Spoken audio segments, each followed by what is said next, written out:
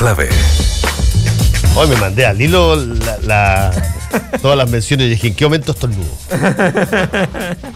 Están con nosotros Isabela Ninat, del Centro de Estudios Públicos, Alberto Mayol, como todos los jueves, y Fernando Atria, también, como todos los jueves, no está con nosotros hoy día, sí viene Isabel.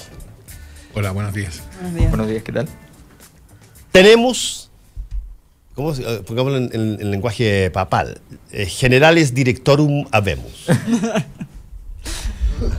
¿Qué manera de denominarse de una manera más enredada, digamos, y queda más un poco sucia? ¿Para qué estamos con cosas? Porque se filtra a los 2 minutos, se filtra la hoja de vida del general director Hermes Soto, en medio de una situación donde, qué sé yo, nadie sabe lo que va a pasar en Carabineros. Lo único que conocemos de Hermes Soto es básicamente su vida anterior, su hoja de vida, que se filtró. Y que él no proviene, como los últimos generales directores de inteligencia o de intendencia, sino que viene más bien del mundo comisarial. ¿Qué cosa creen ustedes que en términos institucionales se puede hacer Hermes Soto con esta situación que recibe? Yo creo que Alberto Mayor. A ver, la verdad es que yo creo que finalmente la filtración, si es que tuvo por interés desestabilizarlo, yo creo que le hicieron un gran favor. Porque la filtración lo operó rápidamente de algo que en el tiempo iba a ser un problema. O sea, evidentemente esto en algún momento iba a ir saliendo por goteo probablemente, y cada vez que saliera podía ser un problema en sí mismo. Finalmente esto aparece todo junto y evidentemente ya está bastante claro que sobrevive a esta irrupción y por tanto lo deja tranquilo, lo deja operado de esa situación. Es un carabinero que además no viene con una trayectoria, una historia personal que es un poco distinta a lo habitual. Efectivamente en Carabineros y en las Fuerzas Armadas de Chile todo funciona mucho por familias, por estirpe, y él viene de una estirpe de carabineros pero de suboficiales. Y eso es muy extraño, que efectivamente un hijo de un suboficial pueda llegar al alto mando. Por tanto, es una historia que dentro de Carabineros significa algo también, más allá del significado que tenga hacia afuera. Tiene un desafío por delante de gran envergadura y sobre todo de gran complejidad porque Carabineros había apostado a una legitimidad, podríamos decir así, pop. O sea, lo que le interesaba era la evaluación en las encuestas. Y estaban en la calle mucho por eso. Y hacían muy poco de la otra pega por eso. Y era la institución más legítima y estaban fascinados con esa posibilidad. Y creyeron que el concurso de popularidad era todo lo importante. Y de repente viene esta crisis. Y esta crisis no se va a solucionar con un concurso de popularidad. Se va a solucionar con medidas bastante serias. Y vamos a ver si Hermes Soto tiene la estatura para poder trabajar en ello. Y tiene la capacidad política para que en ese silencioso trabajo no le sigan pasando cuentas al interior de la institución desde otros poderes. Sí, la tesis de Mirko Macari, que la tuvo antes, es que Hermes Soto es una suerte así como de papa intermedio, digamos. Al que colocan cuando ya está bien viejo y se sabe que le falta poco. Una opción intermedia que reordene un poco hasta que se conozca y se sepa quiénes son las personas que eventualmente pueden dirigir esa institución que está distribuida en todo el país en una cosa que yo creo que el gobierno no conoce. Ningún gobierno conoce exactamente cómo funciona Carabineros por dentro en términos de sus propias lógicas y nomenclatura. Exacto. Y por lo tanto colocar a una persona que implica sacar a sus 4 generales anteriores es una cosa que va a provocar ruido, pero yo tengo la impresión de que Mirko puede tener razón. En una de esas lo colocan a reordenar la cosa en un determinado manera. Si lo hace bien, sigue, y si no, cambio intermedio. Bueno, digamos que fue un papa intermedio el que convocó al Concilio Vaticano II. Es así, así es. Produciendo una transformación bien importante. Yo venía escuchando ahora en la radio algunas declaraciones de él, que él decía 2 cosas. Primero, esto de que él venía de una familia de carabineros y de suboficiales, que había nacido un 27 de abril. El día del carabinero. Sí, por eso. Y la otra, entonces, que tenía un compromiso existencial, vital con la institución. Y la otra era que él era un, comillas, verdadero carabinero. No, porque por esto, ¿no? Porque ese adjetivo sí, pesa. No, yo creo que eso es interesante. En la línea de lo que decía Alberto, ¿no? Lo cual muestra, creo yo, o sea, el que él haya elegido esas palabras, muestra, creo yo, que también dentro de Carabineros. Exacto. Hay una cierta distancia entre, por así decirlo, estos peces gordos o estos que son los que mandan y los que han llevado o contribuido a llevar a Carabineros a la situación en la cual está, y los carabineros, uno podría decir el pueblo de Carabineros, ¿no? Que sufre estas decisiones porque, claro, ellos no son los que han participado de esto, pero sufren las consecuencias en la calle. Y el énfasis que yo le oí a él era esta de que los carabineros somos, los verdaderos carabineros somos esos carabineros que estamos en la calle. ¿Qué quiere decir eso? ¿Qué posibilidades va a tener? ¿Cuánto apoyo para hacer lo que haya que hacer tendrá? Está por verse, pero está claro que hay una... Pero mi impresión es que viene con ánimo de dar vuelta a Carabineros, en el sentido de que sean los carabineros verdaderos los que ahora conduzcan la institución. Y por otro lado, que para el gobierno, que yo también concurro en que no tienen mucha claridad respecto de que, porque nadie tiene mucha claridad respecto en el mundo civil, creo yo, respecto de Carabineros, los problemas de Carabineros, etcétera. Pero para el gobierno esto es una cuestión que es bien importante. No ha sido una cuestión central dentro de Carabineros es lejos la más críptica de todas las ramas de las Fuerzas Armadas y de Orden. Entre otras cosas, porque las otras ramas de las Fuerzas Armadas no tienen una suerte de papado con verticalidad absoluta y todopoderoso de arriba abajo, sino que colegian bastante las conversaciones a través de los cuerpos de generales y almirantes. Pero aquí esto es, el general director de Carabineros, por lo menos hasta ahora, es un factotum único, casi monárquico, digamos. De hecho, si es que ellos quieren, te dan información, incluso al Congreso, si facilitan o no facilitan cuál es la dotación, como decían los participantes de la comisión investigadora del fraude, del Paco Gate. Decían, increíble que, por ejemplo, ellos no hayan informado cuál era la dotación de Carabineros cuando se les pidió. Pero ahora sabemos por qué. Bueno, ahora se sabe por qué. Pero que la facultad existiera de tener mecanismos los secretos. Eso en la Fuerza Armada en general no sabemos. Nosotros estuvimos haciendo un trabajo de modernización del Estado, tratando de, en verdad, entender cuánta gente trabaja en el Estado chileno. Llegar a esos números es imposible. Me voy a salir un segundo de la Fuerza Armada de Orden y Seguridad, pero no sabemos cuánta gente trabaja ni siquiera en el mundo municipal en Chile. Ya, eso. Pero yo quiero volver a algo que dijo Alberto antes, que es la legitimidad pop. No sé si está esa imagen el año pasado en el desfile del 19 de septiembre. Los carabineros desfilaron con cachorros. Con cachorritos, en unas mochilas como esas porta bebés. Sí. Pensaron que así se arreglaba. Claro. Cuéntenos sobre en un doble sentido.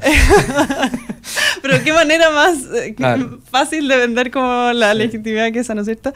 Y claro, la duda es si es que una persona que viene, o que se llama a sí mismo un verdadero carabinero, ¿no es cierto?, según decía Fernando, va a poder llevar a cabo las reformas, porque es interesante el caso del carabinero. Uno puede hacer una reforma, ver la institucionalidad y los mapas y los organigramas, y está la complejidad territorial, que yo creo que también aporta esto de no saber cuál es la dotación y cómo responden. Pero también hay una cultura al interior de Carabineros que si uno no se mete en eso en una reforma, es muy difícil de cambiar. O sea, la entrega de becas, ¿cómo se asignan las becas de estudio?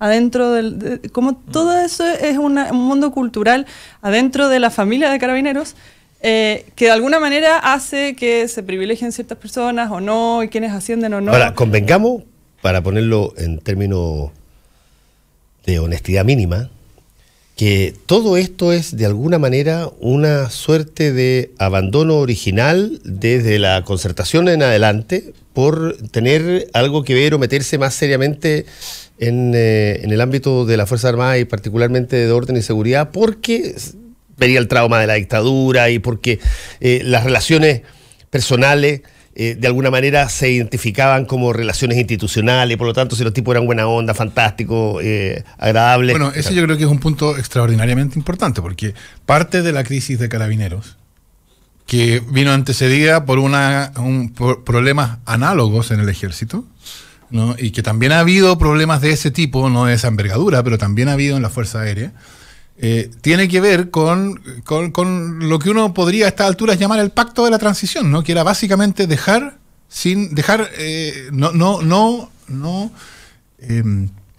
no meterse en lo que tenía que ver con las Fuerzas Armadas y de orden. O meterse lo mínimo, o sea, claro, necesario. A eso me refiero, ¿no? Básicamente dejarlas entregadas a ellas mismas.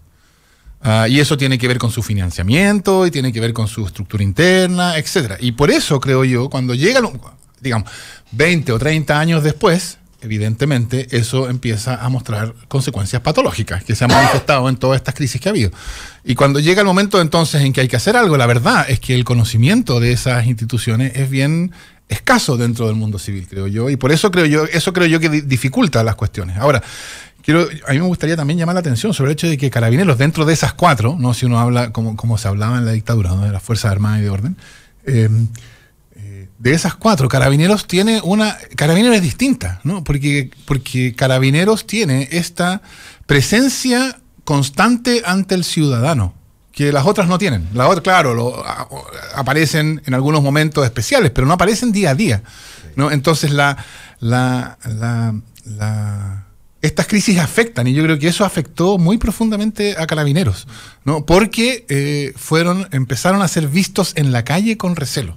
O sea, le empezó a caer lo que le está cayendo más o menos a todas las instituciones, pero a ellos los afecta especialmente por esa dimensión de presencia que tienen y que no tienen las demás. No, yo sé que hay personas incluso que mandan mensajes y todo dentro de la institución que están muy choreados, porque efectivamente ellos reciben una cantidad de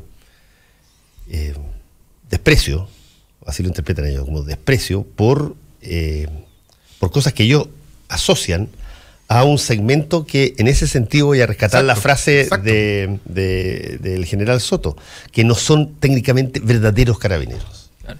Y si la reforma apunta, porque no se conoce mucho de lo que se va a hacer, ¿no es cierto? Pero si la reforma apunta a enfocarlos en la labor preventiva, va a haber mucho más contacto todavía con la ciudadanía, se supone. Entonces, aún más difícil es devolver, o no sé si se puede devolver, pero volver a ganar legitimidad. O sea, ven ustedes, es el mismo problema. Es divertido porque el problema surge en su forma igual en todas partes. Es esta idea de los verdaderos carabineros contra las, no sé, ¿cómo las llamamos? Las cúpulas. Las élites. Las élites de carabineros. Es lo mismo que en general aparece entre los ciudadanos y la clase política. En fin, aparece, yo creo que es bien interesante que los problemas tienden a reproducirse con la misma forma. Y ellos pensaron, cuando iban cayendo institución tras institución, ellos pensaron que a ellos no les iba a llegar. Claro. Y pensaron eso porque venían de una época de literalmente proteccionismo político. O sea, ellos fueron protegidos, todos sabían que había muchas cosas que Carabineros no hacía bien, pero nadie lo dijo porque no había que decirlo, porque era una institución que tenía tal legitimidad que para qué nos íbamos a meter en ese lío. La élite política dijo, si usted tiene que maquillarme algo, hágalo, simplemente maquíllelo, pero maquíllelo bien, porque yo no me voy a meter más en los detalles. Aquí habían habido crisis de corrupción en la Armada, en el Ejército, ¿ya?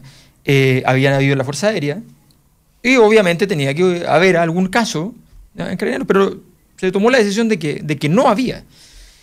Y claro, cuando los carabineros, que efectivamente tienen un sueldo, los verdaderos carabineros tienen un sueldo muy bajo, ¿ya?, y que además su remuneración fundamental, que tiene que ver mucho con los estamentos, ¿ya?, con los profesores, que su remuneración está en la vida cotidiana, en el respeto, en la dignidad de su cargo, en la importancia que tienen en su barrio, ¿ya?, es el salario del profesor normalmente, del bombero naturalmente, que no tiene salario, ¿ya?, y del carabinero, que efectivamente en el barrio, el carabinero del barrio es una persona importante.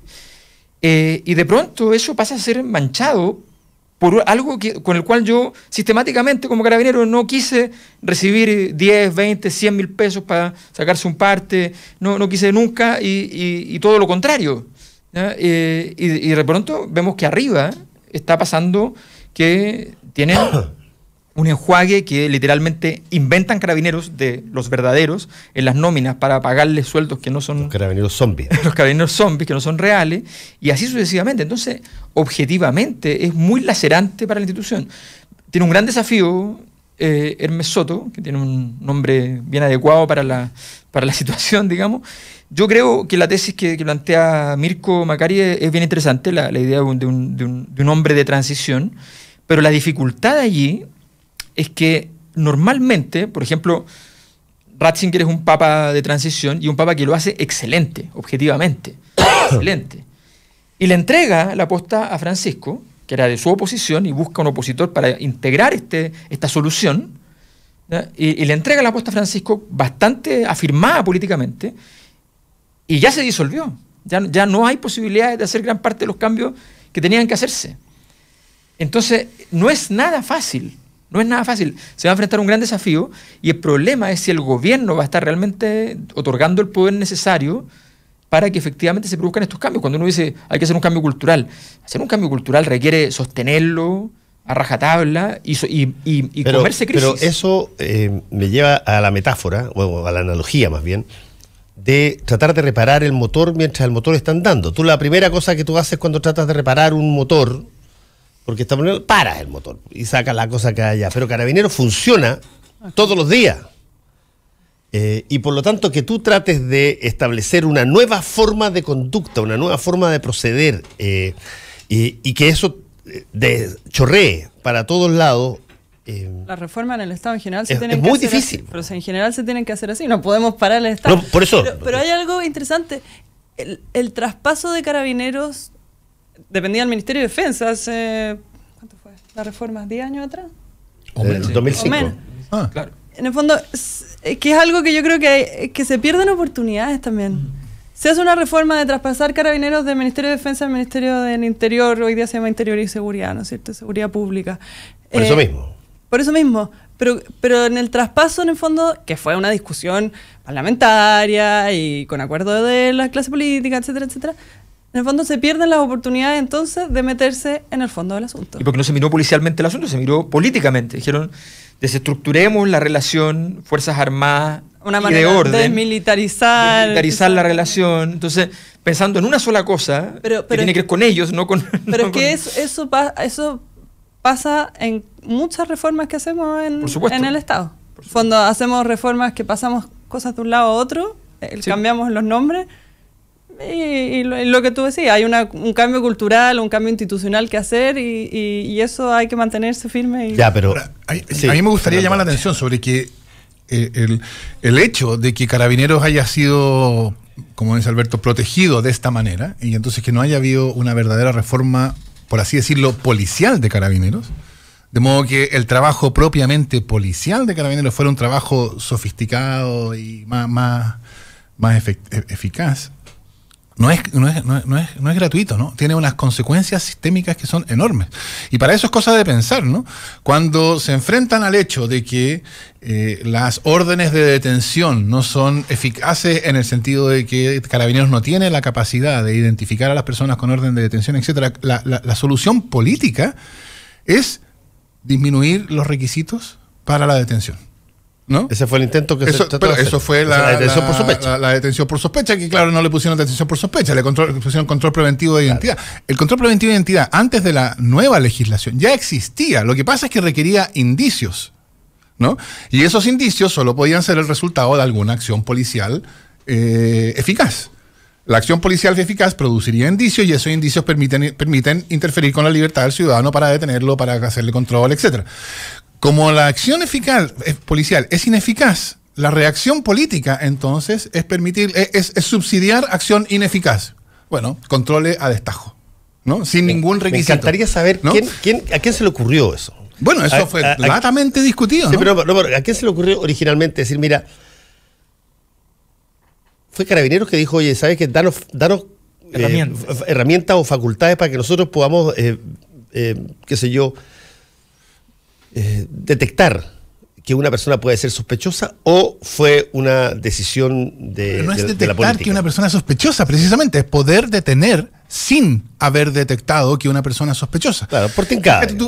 Otro tipo de problemas que ha pasado y sale en el diario y causa escándalo, ¿no? Las pruebas que la Fiscalía y Carabineros producen, esto también tiene que ver con la Operación Huracán, etcétera, resultan, cuando son sometidas a escrutinio judicial, resultan ser insuficientes.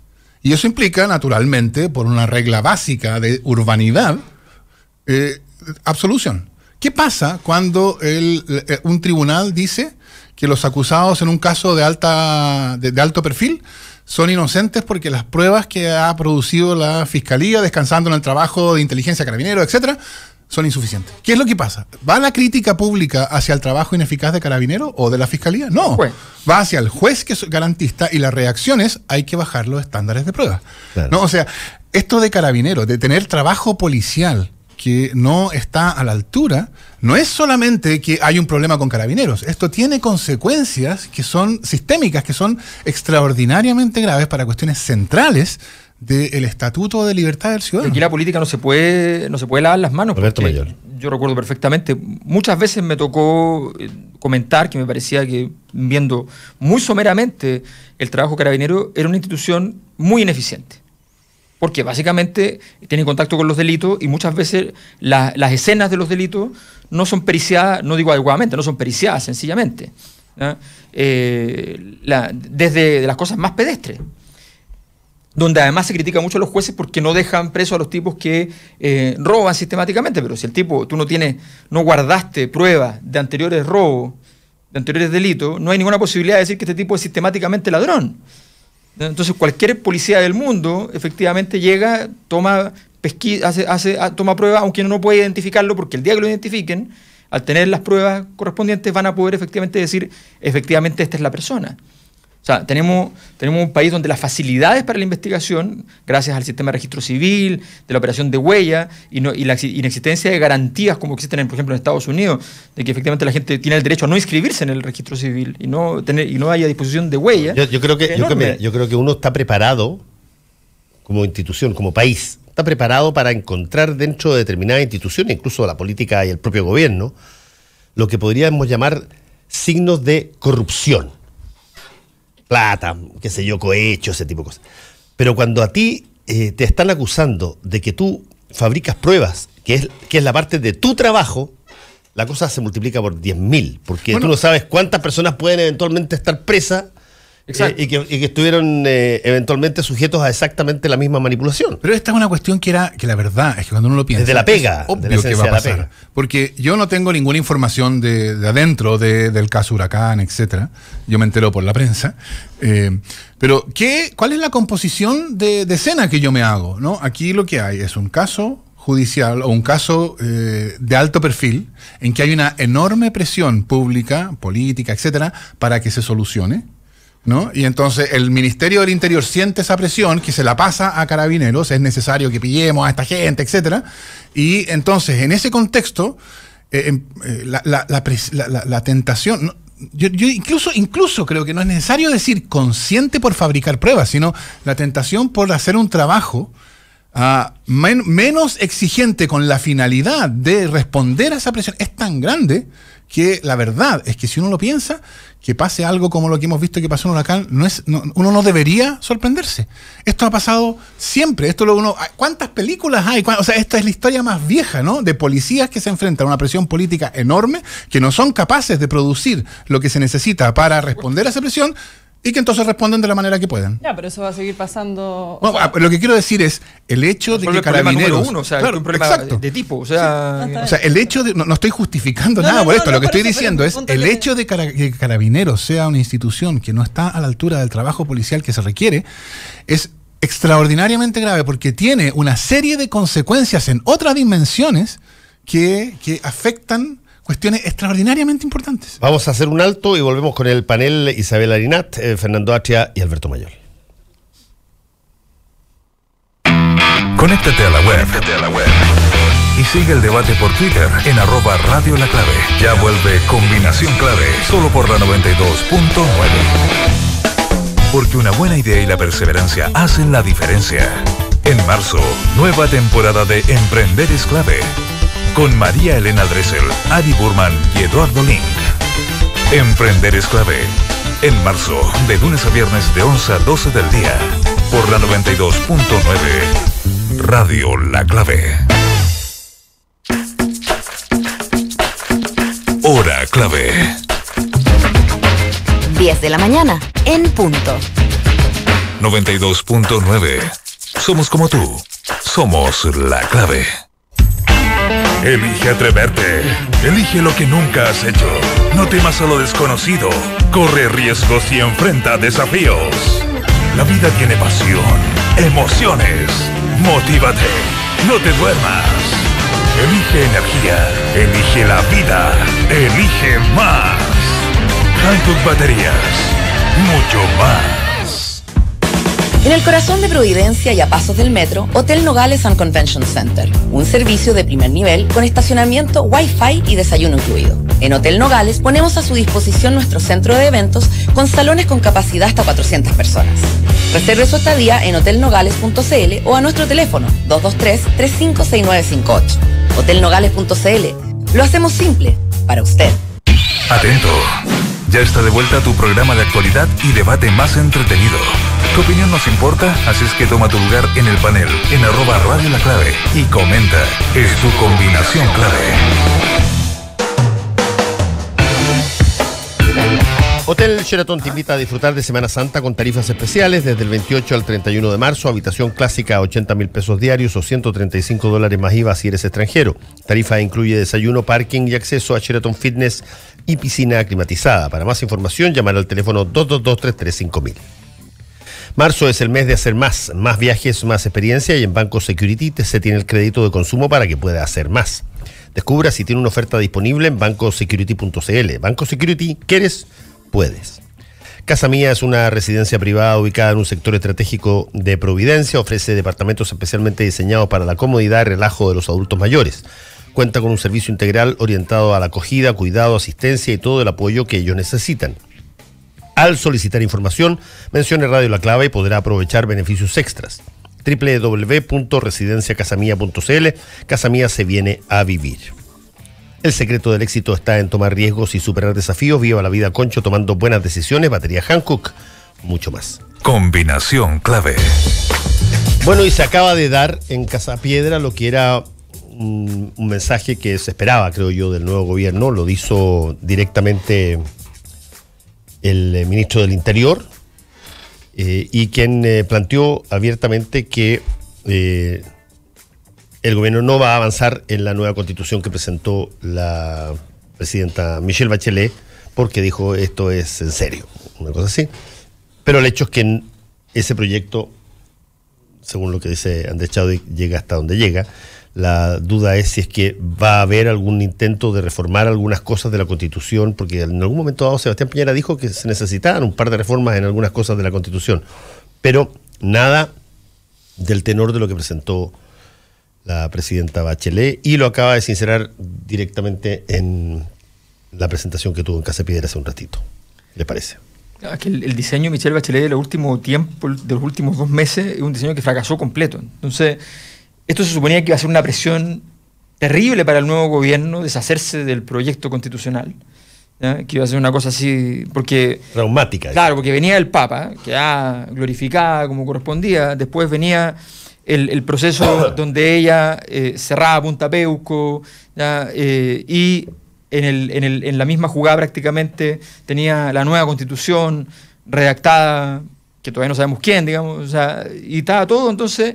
Y se empezaba a discutir ya entonces las temáticas de la nueva constitución que podían ser interesantes para la gente, y por tanto esto iba a generar una reacción para poder efectivamente presionar al nuevo gobierno. Bueno, evidentemente eso no ocurrió, evidentemente toda esa seguidilla de jugadas y muchas otras que estaban involucradas en este plan fracasaron rotundamente. Esta ni siquiera fracasó rotundamente, fracasó penosamente. O sea, el tema de la nueva constitución quedó sin nadie que lo apoye, porque la gente quiere una constitución, quiere otra forma de llegar a la nueva constitución, que es Asamblea Constituyente. Y la gente que quiere la constitución actual quiere evidentemente que se quede la misma, por lo tanto no había quien la defendiera, no tenía gente para aquello. Y entonces el nuevo gobierno ni siquiera tiene que dispararle, sino que básicamente correrla para un lado y seguir caminando sin ningún inconveniente. Entonces era bastante obvio, bastante claro que iba a ser así. Y Michelle Bachelet se había imaginado que esto iba a ser una gran crisis para el pobre Sebastián Piñera a los pocos días de haber asumido qué hacía con el proyecto constitucional. Me impresiona que tú uses la palabra de que el diseño de los últimos 2 meses, o sea, yo creo que lo que se evidenció fue la falta de diseño. Yo creo que desgraciadamente había un diseño, es peor que eso. Peor, tú peor, sí. Bueno, yo creo que ser ingenuo y creer que no hubo diseño alguno, pero leí... El Papa es un diseño, o sea, no... bueno, esa parte me la voy a saltar. Sí. Hay un trabajo que se publicó, o sea, no un trabajo, como un comentario que se publicó hace pocos días de Sergio Verdugo y Jorge Contese, ambos académicos que están en Estados Unidos, sobre el tema de la nueva constitución. Es impresionante que al final terminó por pasar lo mismo que en Islandia. En Islandia se hizo un ejercicio participativo con redes sociales y fracasó cuando llegó al Congreso. ¿Por qué? Porque los partidos políticos no participaron. Y al final, lo que tú decís, se presentó el proyecto en Islandia y nadie lo defendió porque nadie tomó su autoría. Y ellos muestran cómo acá pasó lo mismo. Se hicieron estos ejercicios participativos, ELA, Cabildo, etcétera. Se creó este Consejo de Observadores. Las peleas, la discusión por el diario en los últimos meses era eso. O sea, todos los parlamentarios, yo no tengo idea de qué se trata, no tengo idea de qué se trata. Los mismos partidos empezaron a desentenderse de eso. Entonces, creer que se pueden hacer reformas sin partidos políticos, yo creo que, constitucional o no, no darse cuenta de la importancia que tienen los partidos en la democracia. Yo creo que no es la variable en todo caso. Yo estoy de acuerdo que tienen que haber autores que se hagan cargo profesionalmente de modo sistemático del tema. Creo que no es la variable que lo explica. La variable que lo explica es que de hecho el proceso de Cabildo termina, y de hecho termina. O sea, dan por cerrado el proceso en la práctica porque le quitan presupuestos, se acaba todo, no hay ninguna acción hasta ahora, un año después. Pero no hay ninguna continuidad de acción, si eso es una cosa que es como de sentido común. No. Si yo me abandono a la bebida durante un año, ya lo más probable es que después esté borracho, digamos. Se supone, no sé, quizás Fernando sabe más, de que al interior del gobierno toda esa sistematización y toda esa gente que trabajó en sistematizar estos conceptos que eran imposibles de plasmar. Si el ejercicio de sistematización, o sea, uno leía qué se entendía por justicia y por justicia se entiende, por supuesto, 1.000.000 de cosas. Se suponía que lo estaban plasmando en el gobierno. Ahora uno ve la nueva constitución, el proyecto de nueva constitución que mandó el gobierno anterior y yo no sé cuánto de... O sea, nosotros estuvimos mirando en la oficina el derecho perdón, se me olvidó, medio ambiente libre de contaminación. Sí. Era de las primeras prioridades de los ELA. Sí. La redacción es exactamente la misma. La actual constitución. Claro. No modificaron nada. Entonces, ¿cómo pasaban esas prioridades? Era muy complejo. O sea, yo creo que aquí hay varias cosas, varios tipos de aprendizaje. Uno es que en procesos como estos, el sentido de la participación es dar legitimidad, pero el problema, por supuesto, es cómo uno pasa de actos de participación como los encuentros locales autoconvocados, en que, no sé, 100.000 o 200.000 personas participan, a un texto. ¿No? Un texto que dice cosas y no dice otras, etcétera. Y el problema es cómo uno, suponiendo que hubiera resultado, porque yo creo que el momento participativo fue un momento que fue neutralizado por la misma política binominal de siempre, o sea, por un consejo de observadores que cuando le pidieron una extensión del plazo para que se reunieran los encuentros, dijo que se extiende el plazo del viernes al lunes. ¿No? Esa fue su decisión. O un consejo de observadores que no llamó a los encuentros locales autoconvocados a discutir lo único que se había estado discutiendo hasta entonces, que era cuál era el mecanismo. Eso estaba excluido. Pero eso no es el consejo de observadores. Sí, son las bases que hizo la CEPRES.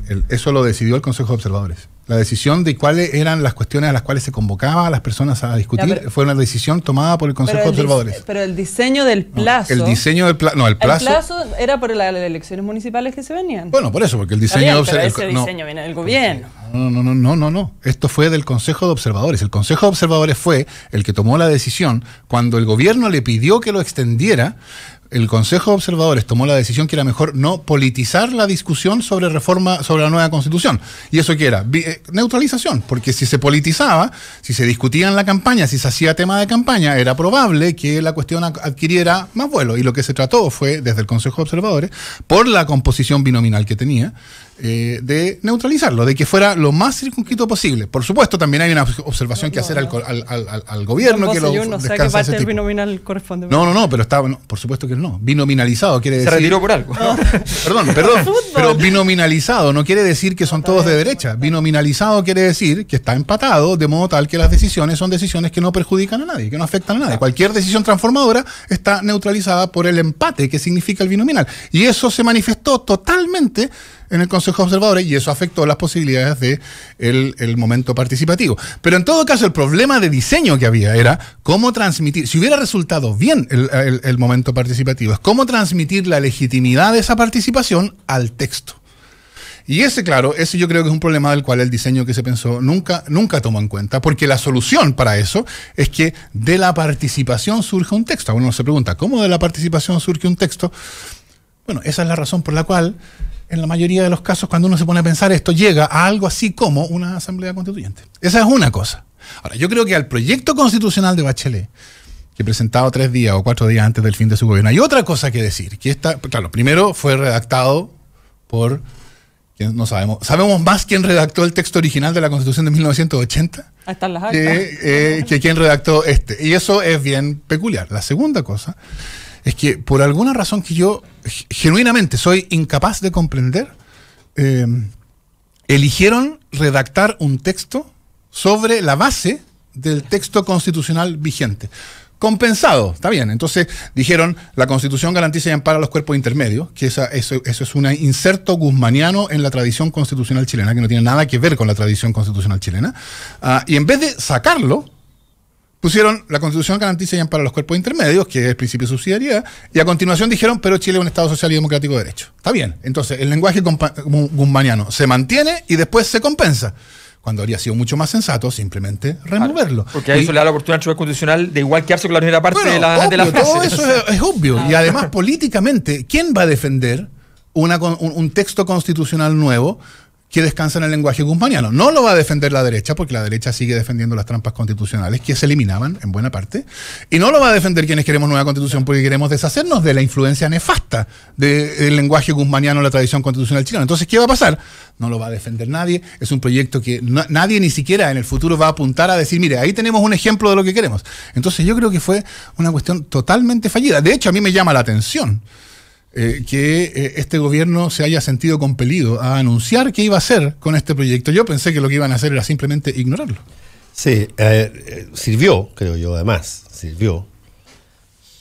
porque muchas de las cosas que motivan una determinada actitud están de alguna manera parapetadas en que tú tienes un colchón extraordinario en términos de imagen, después de haber mandado esto a la última hora, después de haber nombrado al notario del fiscal acá, después de no haber sacado a Villaló. O sea, se creó en los últimos días una suerte de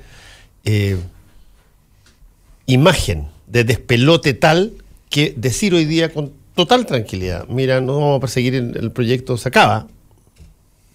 Nadie va a salir a la calle por eso. Y eso es responsabilidad, por cierto, de cómo terminó el gobierno anterior también y cómo entregó este proyecto, como lo estás señalando tú. Pero básicamente lo que el gobierno anuncia es que no quiere avanzar en nueva constitución de Bachelet, en el proyecto que acaba de presentar. Yo entiendo que en el programa de Sebastián Piñera habían reformas constitucionales, no sé si va a perseverar en eso o no, pero sí había la idea de hacer, no un proyecto como el que se mandó la semana pasada, sí. Pero sí hacer algunos avances en ciertos temas más bien orgánicos, que es algo que a mí me impresionó, que el proyecto de nueva constitución, si hay algo en lo que no innova, en materia de institucional orgánica, salvo por ciertas modificaciones del Tribunal Constitucional. Pero no lo remueve, no hace nada. Bueno, ni siquiera si la discusión de removerlo no, pero yo pensé, por ejemplo, que hay una cantidad de exceso de regulación en nuestra Constitución sobre un montón de órganos que se podrían pasar a cláusulas generales que están todas, las dejaron iguales. A mí me pareció curioso eso del proyecto. No sé qué opinión tienes tú, Fernando. O sea, yo creo que sabiendo el tema de los derechos, no solo la parte derechos, orgánica. La parte orgánica también. O sea, en régimen político no se metió ¿para qué mantener la existencia de las leyes orgánicas constitucionales? Está bien, le bajaron el quórum. De 4 no, siguen siendo, bueno, sacaron las leyes de quórum calificado, pero las leyes orgánicas constitucionales en el proyecto Bachelet siguen siendo de quórum calificado, porque ahora es mayoría absoluta de los senadores y diputados en ejercicio. No es mayoría simple. Entonces, ¿cuál es el afán de mantener las leyes orgánicas constitucionales, bajarle el quórum a un quórum todavía calificado, en vez de simplemente volver a lo que es la tradición constitucional chilena y que haya leyes nomás? Entonces, uno piensa, claro, a lo mejor lo que hicieron fue hacer todas estas concesiones con la finalidad de aumentar la probabilidad de que el proyecto fuera discutido y aceptado por la derecha. Negociado. Lo cual a mí me parece que es... La ingenuidad. O sea, es que no alcanza ni siquiera para ingenuidad. No. Es no entender nada de nada. Yo estoy completamente... Pero yo creo que tiene que ver con un estilo de hacer política del gobierno de Michelle Bachelet que tiene que ver con la ausencia de, literalmente, usamos la palabra, de fundaciones. O sea, cuando tú vas a hacer cambios profundos, tienes que hacerte cargo del concepto de refundar algo. No hay para qué huirlo. Y ese concepto significa poner cimientos para algo. Nada de esto tenía ningún cimiento. Ninguna de las tareas de Michelle Bachelet efectivamente fue una construcción. ¿Dónde te paras? ¿Dónde te afirmas? O sea, hay situaciones donde tú estás en grandes problemas. Pongo un ejemplo bien complejo y bien terrible que está pasando hoy día en el mundo, que es el nuevo caso de envenenamiento asociado a Rusia en Inglaterra. Que dicho sea de paso, bueno, me manda Ana María Narváez de Italia, ya último minuto, dice: Gran Bretaña, Estados Unidos, Francia y Alemania acusan directamente a Moscú por envenenamiento del espía ruso. Exacto. Y entonces uno ve que Rusia, en un escenario después de... que un escenario largo, un escenario donde primero viene un ataque económico contra ellos, a la moneda por parte de Estados Unidos, hace un poquito menos de 10 años. Después ellos estaban en todo este proyecto de montar una nueva cúpula mundial de países emergentes de gran tamaño, de gran influencia política. No les funciona. Todos esos países, Brasil, Rusia, se consiguen sus respectivos mundiales, les atacan los mundiales, les sacan los auspiciadores, se van los japoneses, los norteamericanos. Hay una guerra ahí muy interesante. Y de repente Rusia dice, mire, en realidad... a mí lo que me sostiene en el mundo todavía es la Guerra Fría. Y lo que le interesa es que los países que estaban en la Guerra Fría le hagan exactamente lo que están haciendo. O sea, quieren que los acusen porque lo están haciendo, efectivamente, de envenenar y matar o dejar gravemente heridos a espías, exespías propios, en fin. Están volviendo a la Guerra Fría porque es donde se pueden poner de pie. Eso lo sabe cualquier político. Esto está hecho con una crueldad, pero estamos hablando de que cualquier político sabe que tiene que pararse en algo. ¿Dónde se puso de pie? Se puso de pie en el camino intermedio entre la refundación y la conservación. En ese lugar no había nada. No había nada porque además en el mundo ese lugar se ha ido quedando sin nada. Hace 20 años estaba la tercera vía, había todo un esfuerzo por construir algo en ese espacio donde no había nada. Bueno, hoy día ni siquiera hay algo, hay solamente un fracaso, que es precisamente la tercera vía. Creo que es evidente que Michelle Bachelet cometió todos los errores posibles y ahora simplemente el gobierno se deshace con una facilidad pasmosa de cada una de esas proyecciones para luego ver si impone las propias, que también va a ser su problema.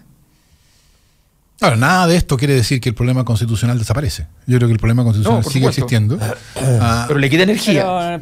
Le quita energía a las iniciativas. Si el problema, la demanda por nueva constitución se va a sumergir. Sí, claro. Se va a sumergir como se sumergió el movimiento pingüino después de la derogación de la LOCE, ¿no? En el famoso acuerdo de las manitos alzadas. Exacto. ¿Y qué fue lo que podemos aprender? Bueno, eso no mató al movimiento estudiantil, eso lo hizo sumergirse, y cuando resurgió con una diferencia. El movimiento del 2011 tenía una diferencia respecto al movimiento pingüino, y es que el movimiento del 2011 tenía la experiencia de lo que había pasado con el movimiento de los pingüinos, habían sido neutralizados políticamente. Y yo creo que aquí va a pasar lo mismo. Mi predicción, de nuevo, que no se basa en ningún conocimiento de que ya alguien me haya contado algo, mi predicción es que Piñera va a tratar, le encantaría pasar a la historia como el que solucionó el problema constitucional.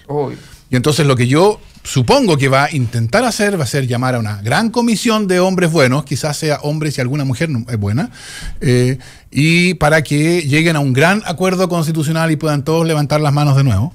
Y eso yo creo que, o sea, en el fondo, repetir lo que pasó en 2005. Y en vez de que eso solucione el problema constitucional, yo creo que lo va a agudizar. Que la alternativa también fracasó. Pero yo creo que hay algo de lo que tú decías antes, que es esta idea de cómo funciona el gobierno de la presidenta Bachelet.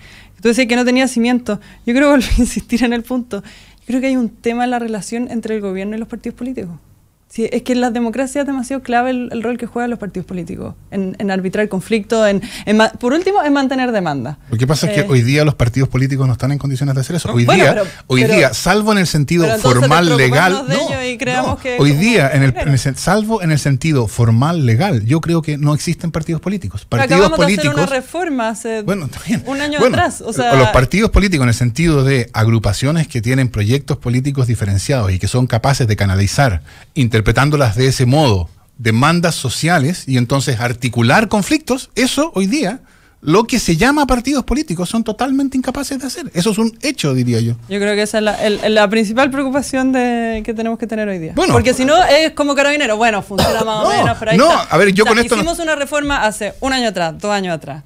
Es que ¿sabes lo que pasa? Que apuntaba un poco en la línea que tú dices. Bueno, pero es que aquí hay un problema que yo lo veo mucho disciplinarmente incluso, porque como yo estudié sociología y ciencia política, normalmente hay una diferencia entre ambas cosas. Yo creo que hay momentos politológicos y hay momentos sociológicos también. O sea, creo que efectivamente hay un momento donde... Disculpa, estoy con la silla aquí peleando, pero... entonces... lo puedes lograr. Hay un momento donde hay un problema que tiene que ver con cuando la dimensión política ya no da abasto para un problema. Y eso existe. Y ocultárselo a la vista es el error de la transición política chilena. De decir, no, pero si esto lo pueden seguir resolviendo los partidos. Y es verdad que no pueden solos. No significa que estén excluidos. En algún momento pueden quedar excluidos por falta de legitimidad. Pero el problema pasa a ser sociológico también, antropológico a veces, cuando es más profundo, cuando están en juego los principios civilizatorios, cuando están en juego los principios fundantes. Esto pasó en Chile en el año 1910, 1920, donde la élite no era capaz de entender qué es lo que estaba pasando con los problemas sociales que estaban emergiendo en el mundo. Y no tuvieron una respuesta satisfactoria hasta los años 60. Recién empezaron respuestas a los problemas que estaban planteándose. Y antes simplemente fueron respuestas carismáticas, donde, mira la ironía, de un modo mucho más caótico en todo caso, 2 nombres explicaban todo el proceso. Arturo Alessandri y Carlos Ibáñez del Campo. Ambos fueron presidentes 2 veces y ambos fueron ministros o exiliados, cuando el otro era ministro, ¿ya? Respectivamente en los otros gobiernos. Entonces, hay que aprender que aquí efectivamente esos problemas existen y yo creo que aquí seguir operando con los mismos repertorios, no complejizarlo, es parte del problema. O sea, yo creo que los partidos políticos son necesarios para el funcionamiento de un sistema democrático, eso es verdad, pero no son necesarios. Lo que es necesario no es que existan instituciones que la ley llame partidos políticos, es necesario que existan instituciones que puedan cumplir las funciones políticas que tienen los partidos políticos.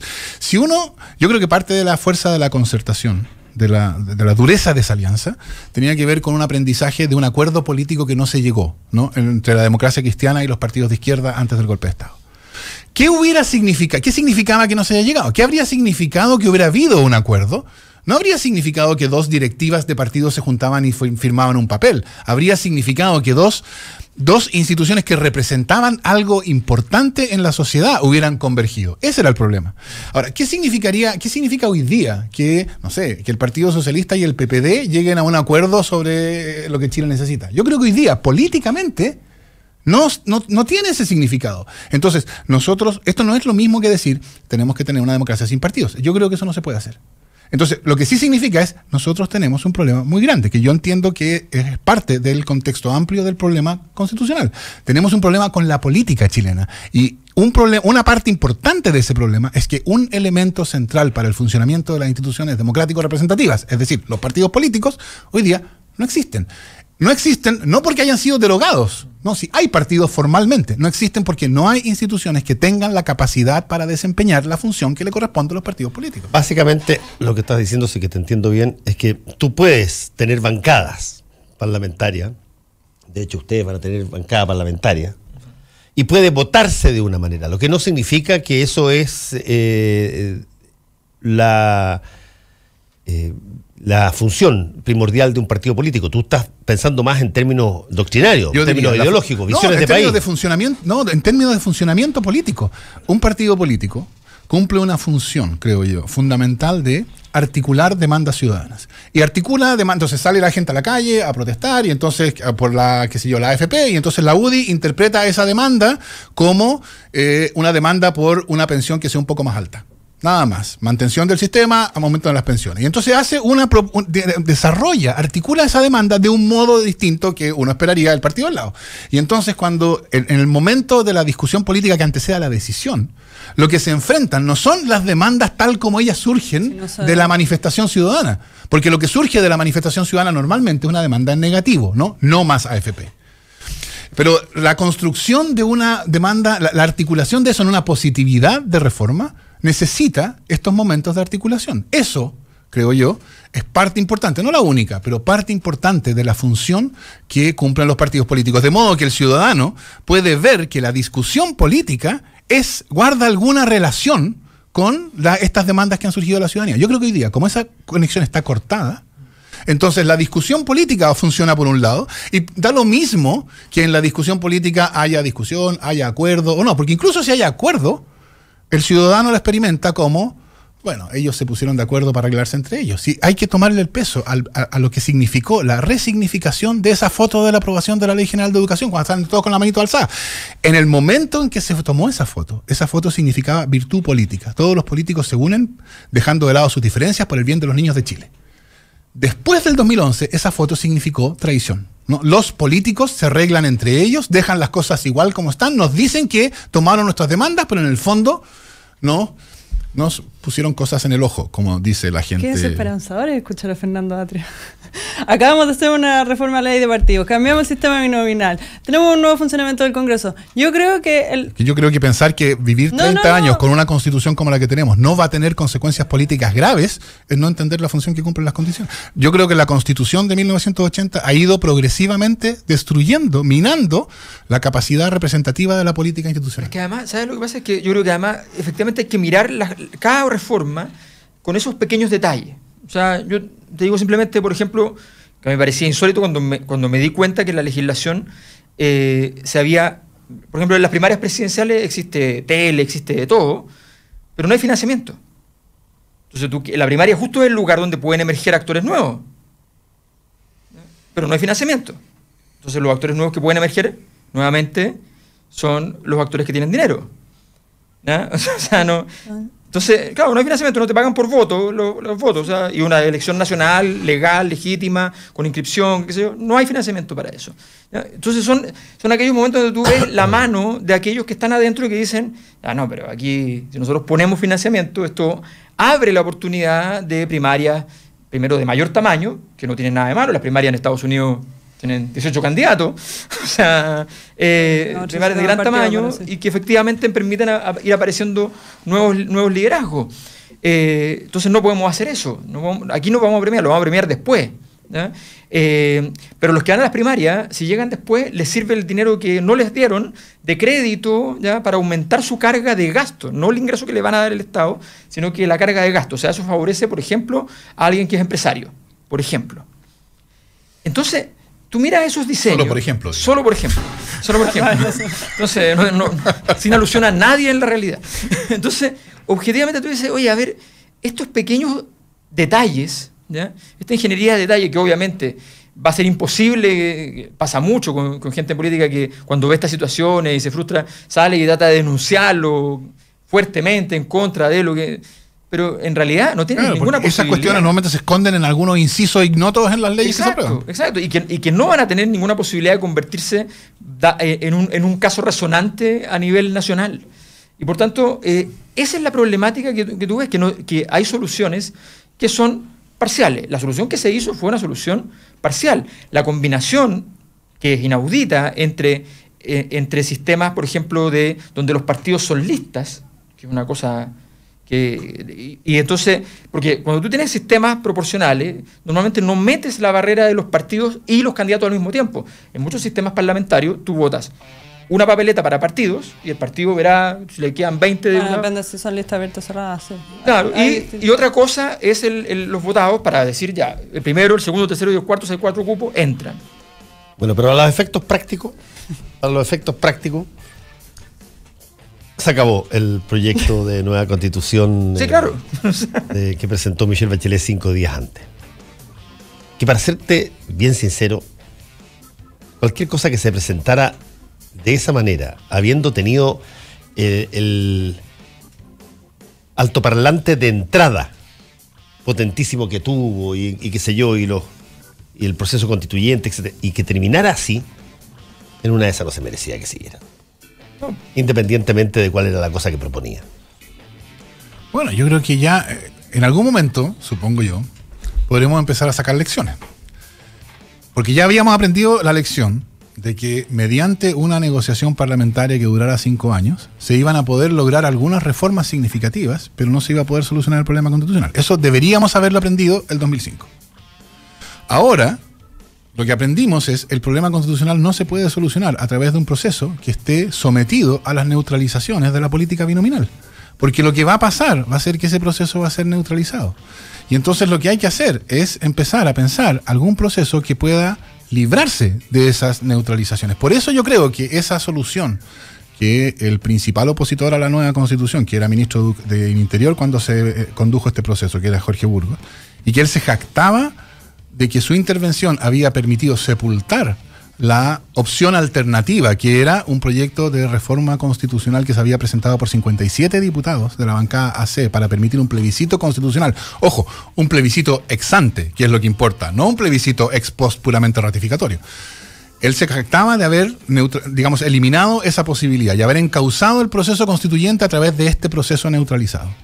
Y yo creo que cuando esto recupere la urgencia, que la va a recuperar porque las patologías de la política van a seguir, yo creo que va a haber que volver a esa idea. Tiene que haber alguna posibilidad de enfrentar este proceso de modo que no esté neutralizado por la política binominal. Ya, nos tenemos que ir. Yo no tengo tantas lecciones, tengo mucho más dudas.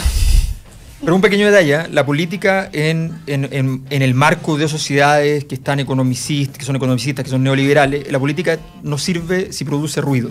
Entonces, solamente se hace cargo cuando aparece ruido, pero no quiere producir ruido. Entonces la política dice, bueno, mantengamos esto en un riguroso silencio. Yo sigo confiando en el Congreso. Isabel Arinat, Fernando Atria y Alberto Mayor, muchas gracias por haber venido. Vaya bien. Volvemos. Conéctate a la web. Y sigue el debate por Twitter en @Radio La Clave. Ya vuelve Combinación Clave, solo por la 92.9.